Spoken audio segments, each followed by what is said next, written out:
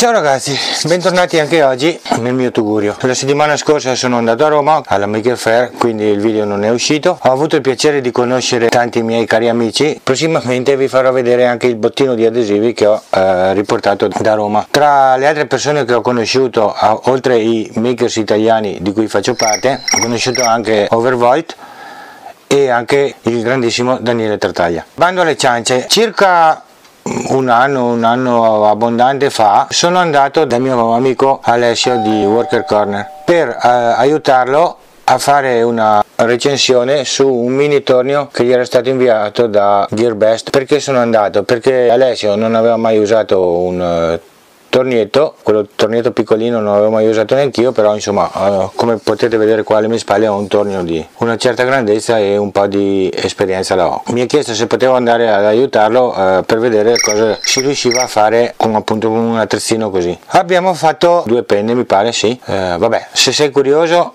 c'è la scheda qua in alto per andare a vederti il video, inutile che te lo racconto tutto. Stringendo, per fare le penne avevo pensato di portarmi dietro il mandrino che uso con questo tornio, però nel letto del tornietto là non ci stava, quindi cosa ho pensato? Con una barra filettata comunissima da 6 e 2 o 3 dadini ho deciso di costruire al volo un mandrino per penne utilizzabile e appunto anche di facile realizzazione, che è quello che vi farò vedere oggi. Dopo la collaborazione con Alessio, la ditta ha voluto mandarne uno anche a me, che adesso andiamo ad aprire insieme, perché da quella volta che mi è arrivato devo ancora aprirlo, con tanto di sgorbiette.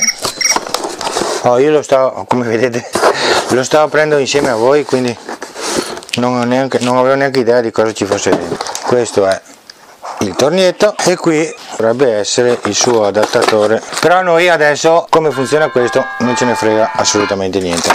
Il mandrino che andrò a fare oggi deve inserirsi tra qui e qui, quindi cosa vado a fare?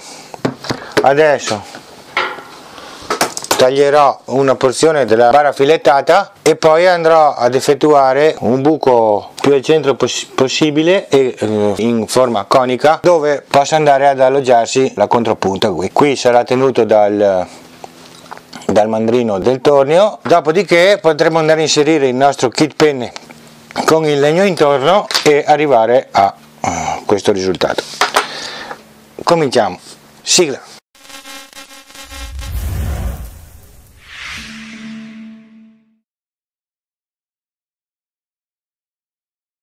Andiamo a misurare la distanza tra la contropunta e la fine del mandrino, perché dopo lo manderemo eventualmente in battuta qui. Sono, come potete vedere, dalla punta della contropunta, scusate il gioco di parole, a qua sono 15 cm, quindi è quello che noi andremo a tagliare dalla barra filettata, andremo a tagliare un 15 cm. Andiamo. Me la misuro, 15 cm qua, non so se si vede, qua sono 15 cm. Prendiamo il flessibile, molla disco, frullino, come volete.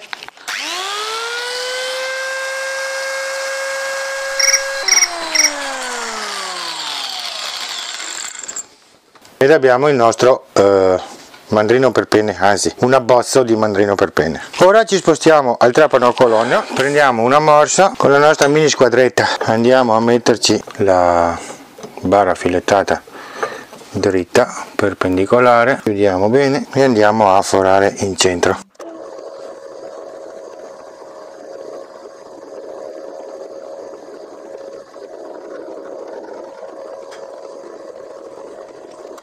Adesso prendiamo una punta un po' più fina da 3 mm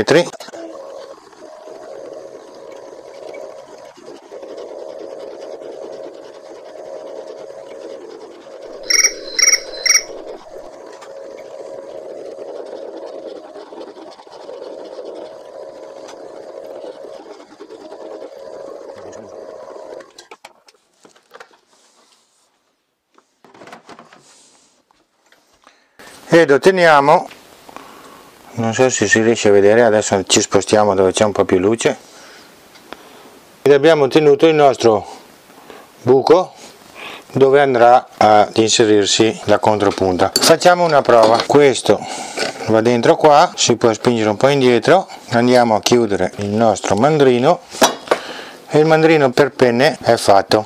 Ora non ci resta che inserire il nostro kit penne.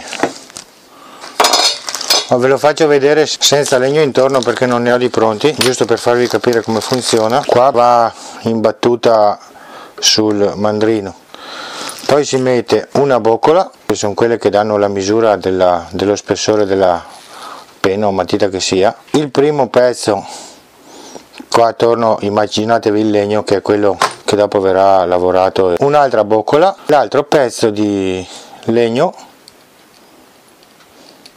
inserisce il tutto qua e qui un dado si va a stringere qua di nuovo come ho fatto prima.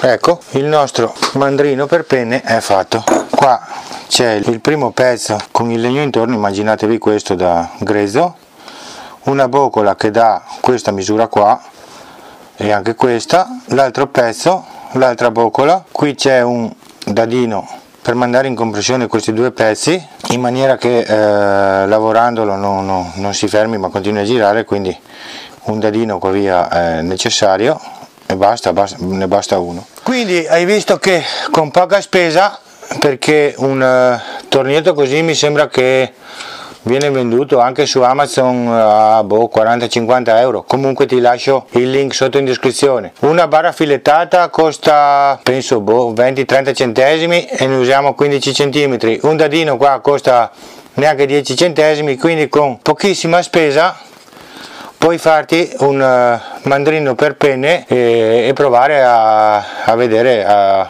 provare a farti le penne. Basta, io spero che questo video ti sia piaciuto, di averti fatto capire quanto è semplice costruire questo accessorio senza andare a spendere questo qua. Questo mandrino costa come tutto tornio tutto quanto quello che ho fatto io oggi. Spero che il video ti sia interessato, che ti sia piaciuto. Se è così, un bel like gradito. Se non l'hai ancora fatto, iscriviti e spunta la campanellina, così rimarrai aggiornato sulle prossime uscite. Se hai domande, dubbi o mi sono spiegato male o non hai capito qualcosa, scrivimelo qua sotto nello spazio dedicato ai commenti e cercherò di risponderti quanto prima. Ci vediamo alla prossima. Ciao!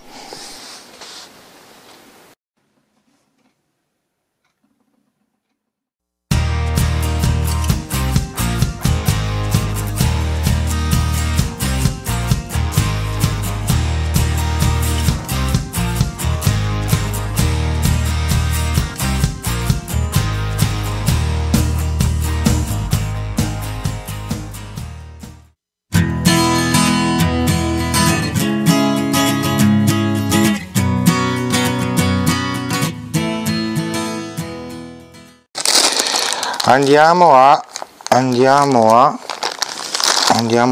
mi manca un cacciavite, non le so male ma non importa, visto. Via, chi se ne frega. Boh. Allora punta, scusa.